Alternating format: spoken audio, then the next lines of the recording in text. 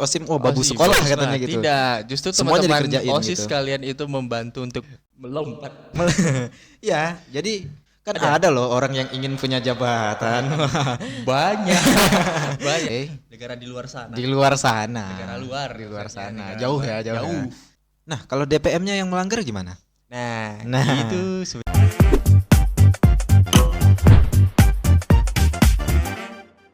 Halo teman-teman, selamat datang di Si Jam Kos, Siniar Jam Kosong. Ada yang tahu itu apa itu siniar?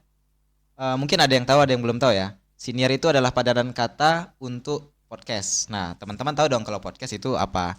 Kita akan berbincang-bincang, berbagi cerita dan juga berbagi pengalaman seru selama beberapa menit ke depan. Beberapa menit. Kita nggak tahu lah ya berapa ya. Kita lihat aja nanti. beberapa jam. Janganlah sampai jam ya, jangan terlalu lama ya. Oke, bintang tamu kita kali ini narasumber atau ya bintang tamu ya, bintang tamu. Narasumber Bintang kayak formal kali ya. Bintang tamu kita kali ini adalah teman saya, rekan saya, sahabat saya, Muhammad Zafran Syaira atau sering saya panggil Master Seni karena beliau ini sangat berbakat di bidang seni, terutama seni lukis begitu. Kesenian. Tapi kita tidak akan membicarakan tentang seni atau lukis ya. Kita akan membicarakan tentang hal yang lain gitu. Tapi pertama mari kita tanya dulu, Zafran apa kabarnya? Oke, baik seperti biasa, Bro. Seperti biasa ya. Ya biasa itu apa sehat? Iya, begitulah. Oke. Nah, buat teman-teman yang belum tahu, teman saya ini memiliki banyak pengalaman di kampus sebagai mahasiswa dalam kegiatan berorganisasi. Nah, sebagai informasi saja, saat ini kami, saya dan dia juga sudah berada di semester 6, gitu sudah mendekati semester akhir. Nah, selama masa perkuliahan gitu dari semester awal, sangat banyak sekali pengalaman organisasi yang sudah dilewati tentu. Saya juga bersama beliau, tapi beliau kita santai aja ya. Santai. Sudah banyak yang dilewati begitu dan pengalaman-pengalamannya juga memiliki beberapa jabatan-jabatan yang cukup penting gitu di organisasi kampus gitu. Sebut saja wakil bupati Hima, kemudian selanjutnya bupati, kemudian juga menjadi ketua panitia di Olimpiade atau ketua pelaksana di Praktikum Sastra ke-32 di Program Studi Pendidikan Bahasa dan Sastra Indonesia. Ini kayaknya lebih enak dipegang gini aja deh. Iya, kita. Lepas, sorry. Nah, begini ya. Bukan. Santai dong. Tolong dong, saya hostnya nih. Hormat dikit. biar lebih santai ya. Nah, kita akan ngomongin tentang pengalaman organisasi gitu. Tentang organisasi mahasiswa atau organisasi kampus gitu. Organisasi kampus. Pertama, pertanyaannya, Fran, kenapa tertarik untuk bergabung dengan organisasi kampus gitu? Memilih untuk menjadi mahasiswa kura-kura. Mahasiswa kura-kura. Oke, kuliah rapat gitu ya. Kenapa tuh? Oke, sepertinya seluruh mahasiswa di luar sana tahu nih, bukan tertarik atau punya niatan untuk bergabung di organisasi sebetulnya kan. Terus? Karena seperti biasa kita sebagai mahasiswa, terutama untuk mahasiswa baru di luar sana ya, kami juga sudah merasakan bagaimana rasanya menjadi mahasiswa baru. Ada masanya kita untuk melakukan kalau di sekolah dulu masa orientasi gitu. Ya. Masa gitu ya. Iya, masa untuk beradaptasi dengan lingkungan kampus. Salah satunya dulu dari penghuni kampus ya, dari dari penghuni kampus, dari panitia kampus yang melaksanakan kegiatan PKKMB dulu. Kalau di Undri namanya PKKMB, itu memperkenalkan tentang organisasi di luar sana, yang ada di lingkungan kampus. Salah satunya kemarin yang sempat kita lihat ini tentang Hima. Di situ ada dijelaskan tentang pelaksanaan magang, yang mana kita diwajibkan untuk mengikuti pelaksanaan magang agar dapat diketahui nih minat dan bakat kita itu di bagian mana, ya kan? Ya. Nah, benar. Nah, saat itu sebenarnya kita sama tuh kan, Ki? Kita sama-sama. Ya, kebetulan sebentar ya. Ya memang kebetulan kalau masih di fase itu kami masih sama-sama tuh, masih magang di bagian maba, belum di bagian organisasinya. Kali masih mencari tahu organisasi Hima itu gimana sih gitu. Di bidang yang sama juga, di divisi Kominfo ya, yang sama gitu. Kemudian memang jenjang karir beliau ini tiba-tiba menanjak berbeda begitu. Melompat. Ya, jadi kenapa tuh? Nah, itu sebenarnya bukan sebuah keinginan yang memang mau gitu kan. Biasanya orang kayak, wah, pengen nih jadi ketua ini, pengen nih langsung ke tingkat ini. Sebenarnya tidak ada niatan berarti untuk yang memang seperti tidak ada itu. dari awal itu bukan sesuatu yang nanti aku pengen jadi ini deh, Oh, nggak gitu ya. tentu Memang tidak. tidak membidak dari awal ya. Tidak. Terus tapi berarti mungkin tiba-tiba ketika akhirnya menerima amanah atau jabatan itu, berarti diri sendiri juga kayak nggak nyangka ya gitu ya. Tentu tidak. Tentu tidak. Nggak ada yang menyangka, bahkan kayaknya nggak ada orang yang menyangka. Mungkin kalau orang yang Tapi kan ada gitu. Memang orang yang dia tuh tendensius sendiri gitu. Memang kayak aku pengen punya jabatan ini Iya. gitu. Kan ada loh orang yang ingin punya jabatan. banyak. Banyak. Tapi kita tidak usah bicarakan yang itu. Jika tidak dikutip dari apa hal yang terjadi di lapangan ya kan. Mhm. Sebenarnya waktu itu tidak ada niatan untuk naik ke tingkat yang bisa dibilang lumayan tinggi. Mulai dari wakil bupati, Wakil bupati, dan juga bupati waktu itu kan. Bupati. Nah, Nah, dari saya sendiri sebenarnya waktu ditunjuk dicalonkan sebagai wakil bupati itu sebenarnya antara percaya dan tidak percaya pasti. ngomongnya formal kali ya. Kepada saya sendiri ya. Gitu. Ya, Santai aja kali. orang yang sudah Oh iya sih, akan Iya. pejabat ya. Pengalamannya ya sudah bicara public speaking di depan orang. iya, sekarang sudah tidak Ngomongnya menjadi sangat jabat. formal sekali ya, biar tetap berwibawa ya. Iya. Ini ngomong santai aja loh, ngobrol biasa loh kita. Saya deg-degan. Oke, kita Ini teman Anda sendiri loh ini.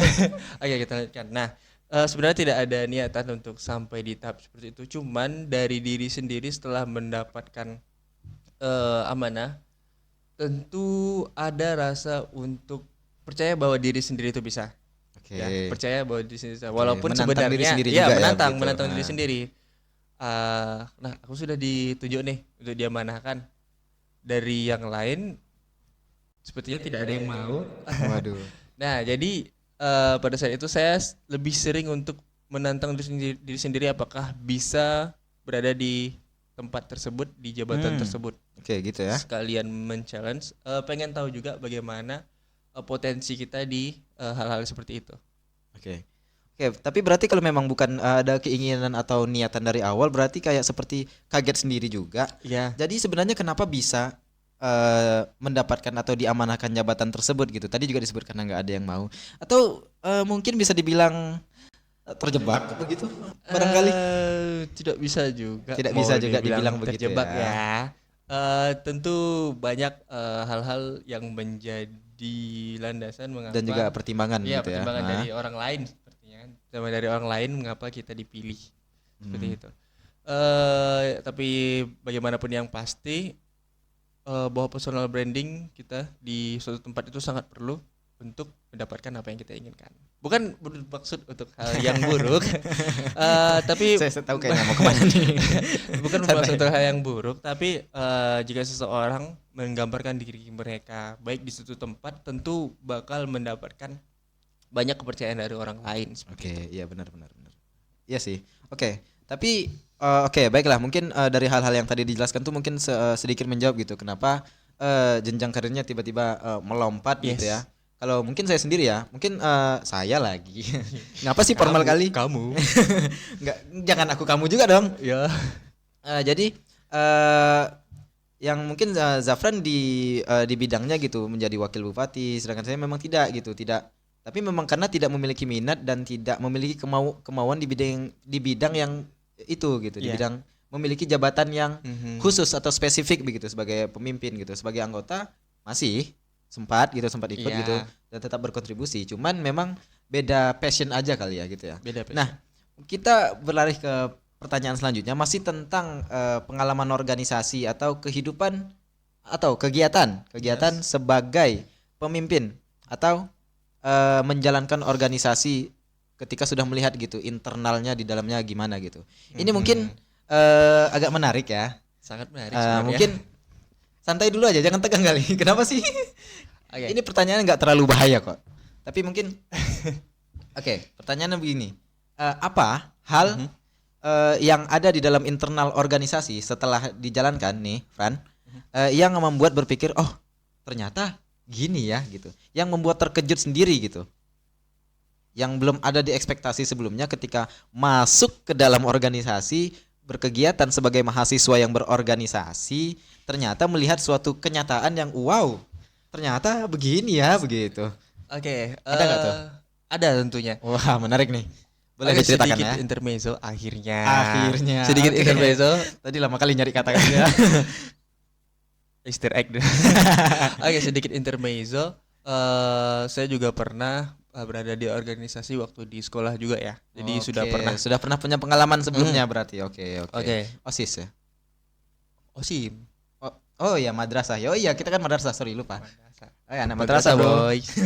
Oke, Oke, lanjut. organisasi intra madrasah yang menjadi perbedaan saat berorganisasi di MAN dengan mahasiswa tentunya itu dari pola pikir dan juga pola asuh. Wah, pola asuh ya. Pola asuh. Waktu Waduh. di madrasah tentu kita punya yang namanya pembina ya. Ya pembina. Pembina. OSIM ada pembinanya. Ya, benar. pembinanya. Walaupun saya bukan anak OSIM memang. Ya, walaupun itu masih walaupun kita udah punya ketuanya, tetap ada di bawah naungan dari pembinanya. Maksudnya tuh apa-apa diperhatikan sama pembina kan. Waktu di himpunan sendiri itu kita mempunyai pola pikir itu sudah di tingkat mahasiswa kan. Sudah di tingkat mahasiswa. Tentu yang menjadi kesulitan yang pertama kita harus berdiri sendiri, maksudnya itu tegak dengan pendirian dari pemikiran kita sendiri. Iya. Apalagi yang sudah menjadi ketuanya, jadi bupatinya seperti Perlu itu. inisiatif gitu kan? Iya, inisiatif dan segala macam. Yang menjadi tantangannya waktu berada di madrasah, waktu di OSIM itu karena seluruh kita bisa bilang anggotanya itu berada dalam satu visi dan misi yang mana itu berada di bawah naungan dari pembina itu memudahkan si ketua OSIM-nya atau OSIS-nya untuk memumpuni atau memegang sebuah organisasi, memegang anggota-anggotanya dengan sangat baik. Sulitannya waktu menjadi ketua di organisasi mahasiswa ialah setiap orang memiliki pemikiran, ide, dan gagasan masing-masing. Walaupun sudah diatur oleh satu visi dan misi, tetap menjadi kesulitan oleh seorang ketua himanya atau ketua organisasinya untuk mengatur keseluruhan dari kepala atau anggota di organisasinya. Gitu. Oke, itu jadi hal yang mengejutkan gitu ya. Oh ternyata sangat ketika mengejutkan. mahasiswa susah diatur ya, begitu ya kira-kira. Berarti begitu ya kalimatnya ya. Iya, sangat lihat. Disimpulkan begitu, susah diatur ternyata gitu. Tapi memang ya di rentang usia begini juga memang pemikirannya tuh sudah makin berkembang gitu, punya keinginan sendiri. Berbeda dengan pas masa anak-anak sekolah ya. Selain juga keinginan, pemikiran tentunya di usia ini juga tentu ada yang namanya ego. Ego. Nah, bukan bukan nama. Iya, ego. Dan juga itu mungkin ya jadi penghambat atau hal-hal yang ternyata sedikit menyulitkan gitu. Sehingga itu hal yang agak mengejutkan gitu ya, ternyata dalam organisasi kampus atau di kalangan mahasiswa ternyata begitu gitu. Iya. Oke, sebelum kita ke pertanyaan selanjutnya, tenang dulu. Santai, nggak usah terlalu tegang kali. Kita minum dulu kali ya. Oh iya boleh. Oke, minum TS. Enggak dong. Ini bukan PWK, sorry. Beda dong. Enggak ada Indomie ya. Enggak ada dong. Oke. Orang low budget. Berapa sih? Ini juga minjem ini. Ini meja Boleh, 150 juta. waduh. Oke, ada kopi. Silakan. Kopi teman-teman. Wih, seru nih. Menarik ya. Dapat kopi. Oke. Mutar dia. Satu lagi dong. Oke, terima kasih. Terima kasih Wan. Wacan. Oh, bukan ya. Terima kasih Wacan. Bukan Yanti dong. Itu namanya Ikhwan ya teman-teman yang tadi ngambilin kopi. Terima kasih Ikhwan. Oke, kopi teman-teman. Oke, minum. Silakan. Nggak usah di mic juga kali minumnya, ya ampun. Sengaja kali. Hangat. Kopi nikmat, nyaman diminum. Hangat ya. kopi kawan. Oke, kita lanjut ya. Ke pertanyaan selanjutnya. Oke. Masih berkaitan dengan organisasi kampus dan pengalaman sebagai pemimpin atau ketua di himpunan. Ada nggak sih hal-hal tentang himpunan, tentang organisasi mahasiswa yang ternyata tidak seperti yang orang-orang pikirkan gitu. Mungkin kayak bisa dibilang ke orang-orang buat penonton nih kayak kalian pikir organisasi itu begini-begini. Enggak, kalian salah, kalian Iya. tertipu selama ini gitu. Entah sisi gelapnya kah atau beberapa hal yang lain gitu. Yang ternyata mungkin dikira orang oh begini padahal aslinya tidak begitu. Iya. Oke. Apa tuh kira-kira? Untuk hal-hal seperti itu tentu ada sisi positif dan juga negatifnya ya dari kita Sambil minum ya? mengikuti organisasi. Oke, silakan Bung untuk minum. Dan sisi positif dan negatif. Oke, mungkin dari yang sering kita lihat di media sosial di luar sana banyak sekali stigma negatif yang ditujukan ke organisasi ya. Yang paling sering kita dapat nih, entah itu karena algoritma dari media sosialnya yang menunjukkan itu ke kita atau bagaimana. Iya. Ya kan, sering kan? Iya, ya banyak tuh kayak organisasi tuh nggak guna, nggak relevan apa sih rapat-rapat nggak jelas Iya. gitu, sidang-sidang banyak lah gitu yang kayak mencela kayak ngapain sih organisasi sudah nggak relevan lagi gitu. Iya.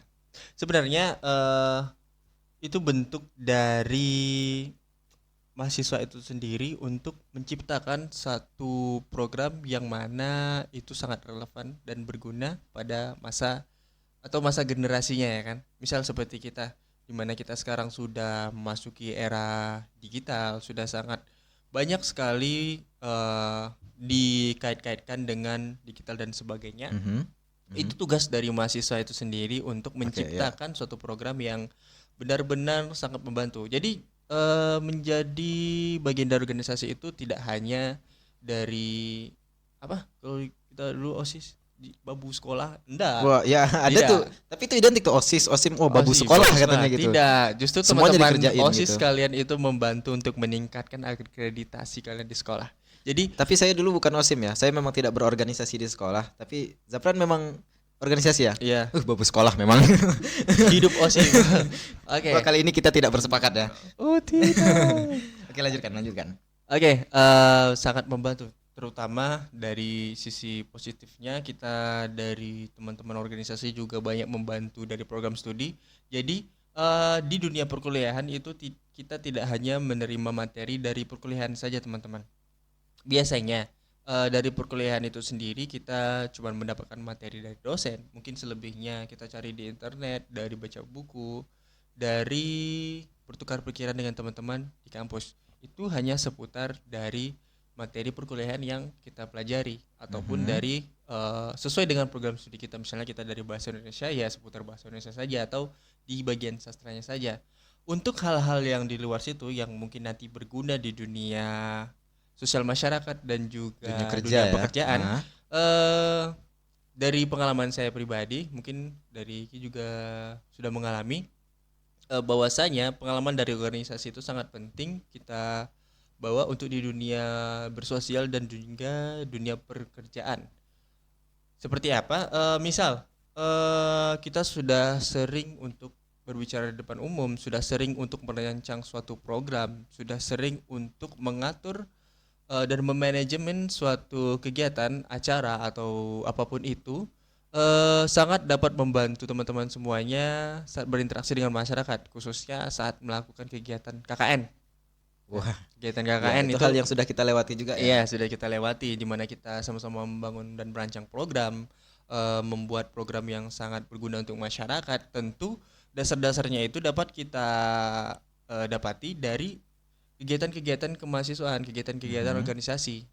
Jadi tak bisa dibilang juga bahwa organisasi sekarang itu buruk karena hal seperti itulah yang dapat membantu teman-teman mahasiswa, terutama mahasiswa baru untuk mendapatkan ilmu atau soft skill yang mana dapat berguna nantinya di kehidupan sosial dan dengan dunia kerja.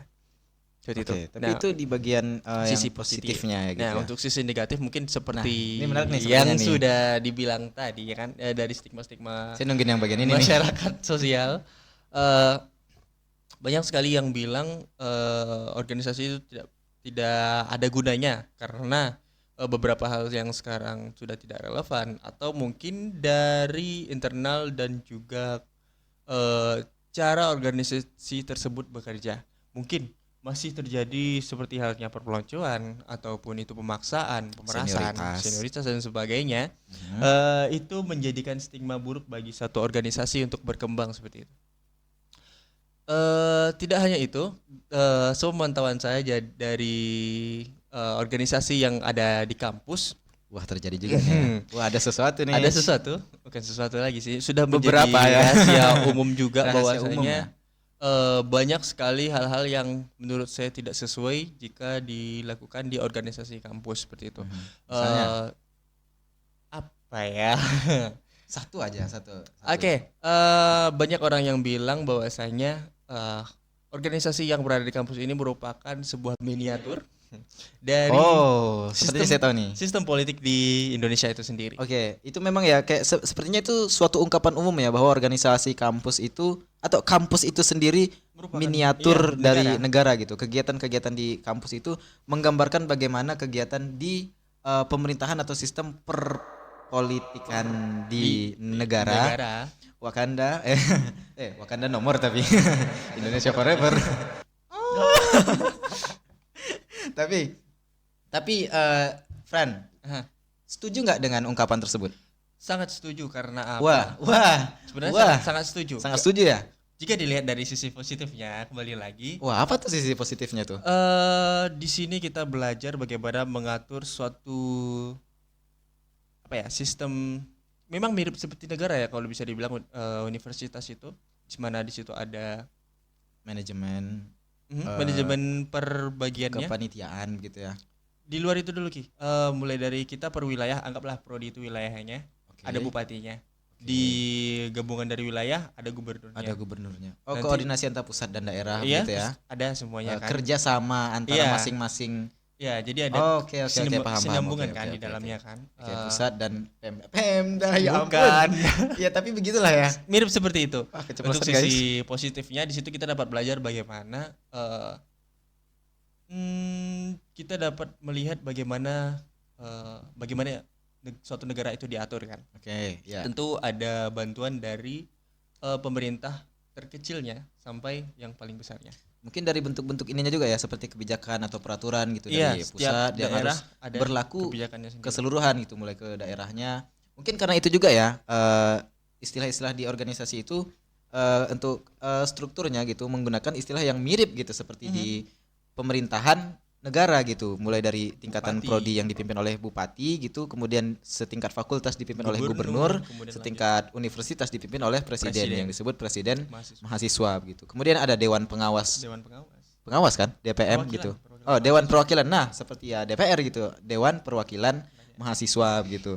Nah, jadi dari sisi positifnya, Positif. dari sisi negatifnya. Dari sisi negatifnya mungkin ini ada hal yang sangat sering terjadi ya Sering terjadi ya. di pejabat negara di luar sana. Oke. Negara di luar sana. Di luar sana. Negara luar. Di luar maksudnya, sana. negara Jauh luar. ya, jauh. Jauh. Ya. Zimbabwe. Tidak di Timbuktu. Bahkan saya nggak pernah dengar nama negara itu. Di Timbuktu bahwasanya seseorang pasti melakukan berbagai cara untuk mendapatkan kekuasaannya. Oke, itu salah satunya ya. Pasti salah satunya entah itu dengan cara berkampanye atau memberikan Money politik mungkin bukan ya? tidak dengan memberikan wejangan apa namanya tuh Persuasi atau ya, kampanye sih. kampanye juga? Kampanye. Kampanye boleh misalnya itu dengan berkampanye secara langsung ataupun tidak. Tentu hal-hal Mungkin kan dari ada sisi hal-hal yang dari- ilegal juga mungkin yang dilakukannya. saya tidak tahu, mungkin ada tapi semoga saya tidak. Masa sih nggak ada? Ya semoga saya tidak karena mungkin saya mungkin yakin ada dari- di tempat-tempat lain gitu ya. Cuman mungkin mungkin kita nggak terlalu melihat maksudnya secara spesifik bahwa wah ini memang terjadi di sini, mungkin kita tidak bisa memastikan tidak, gitu kan. harus tidak. Tapi kemungkinannya memang bisa aja. Bisa gitu. aja. Kita nggak tahu gitu dengan Mhm. kemungkinan yang sangat luas gitu. Iya. Main aman sekali. Takut Cuk. Terus Oke. Nah, dari situ dapat kita lihat memang sangat mirip sekali sistem organisasi di kampus itu mirip seperti pemerintahan di suatu negara. tapi ada satu pertanyaan menarik ya. Mungkin ini jadi pertanyaan terakhir ya. Mungkin Oke. supaya durasinya tidak terlalu panjang ya. Ini sebenarnya pertanyaan titipan. Saya pernah ditanyai oleh teman saya yang tidak kuliah, teman-teman. Nah, Yes. Mereka sempat bertanya begini tentang organisasi di kampus itu kan mirip seperti negara yang ada bupati, gubernur, presiden, lalu ada organisasinya selain BEM itu ada DPM tadi yang ya mirip seperti DPR kan, Yes. yang mana bisa dibilang ada seperti trias politika ya. Kita kan tahu itu ada yudikatif, legislatif dan eksekutif. Nah, teman saya ini sedikit mengerti tentang itu, tapi dia tuh heran gitu. Dia nggak kuliah, dia nggak tahu perkuliahan atau organisasi itu gimana. Terus dia nanya, di kampus itu ada nggak kalau di negara kan tuh ada DPR, ada presiden, ada pejabat, ada KPK, ada lembaga yudikatif, ada lembaga yang menegakkan hukum gitu sebagai penegak konstitusi dari polisi, KPK dan lain-lain. Nah, kalau di kampus ada nggak seperti itu? Tadi kan kita bilang bahwa kampus itu seperti miniatur negara. Mungkin hal-hal yang ilegal atau pelanggaran atau kecurangan itu bisa aja terjadi. Nah, kalau hal-hal tersebut terjadi gitu, siapa yang bertanggung jawab atau berwenang untuk mengadili atau menyelesaikan perkara tersebut gitu? Sebentar. Kalau di negara kan ada pejabat yang korupsi maka ditangkap KPK begitu. Nah, di kampus gitu, di organisasi mahasiswa, ketika hal-hal seperti ini juga terjadi, itu bagaimana untuk penyelesaiannya? Oke, sepengalaman dan setahu saya kalau di kampus itu sendiri tidak ada organisasi yang menanggulangi di bagian itu. Dan hal-hal seperti itu biasanya langsung diambil alih oleh DPM-nya.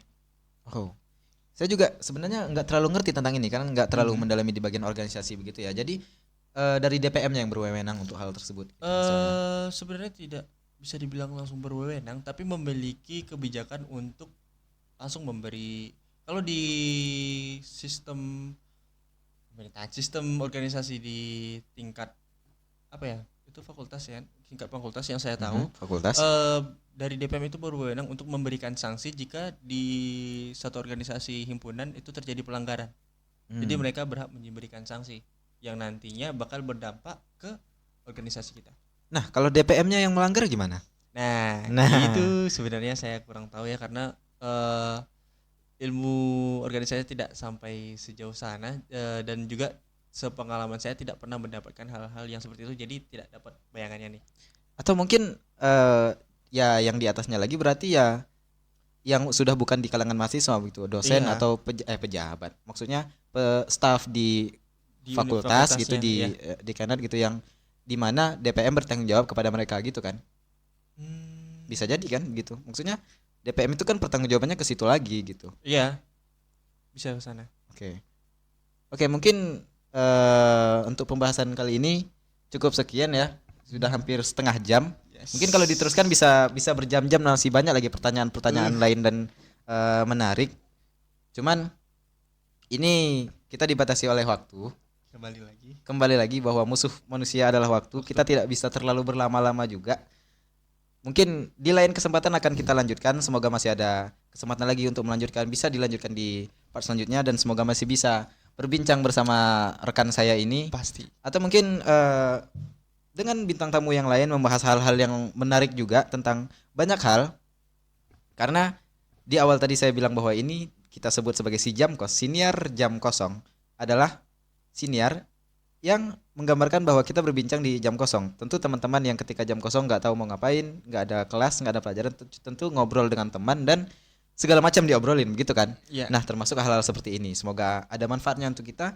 Sampai bertemu di episode selanjutnya. Saya Khairul Rizky alias Rizky Saberkah. Dan Enza saya Fransyaira. Enza Fransyaira. Sampai jumpa. Sampai jumpa.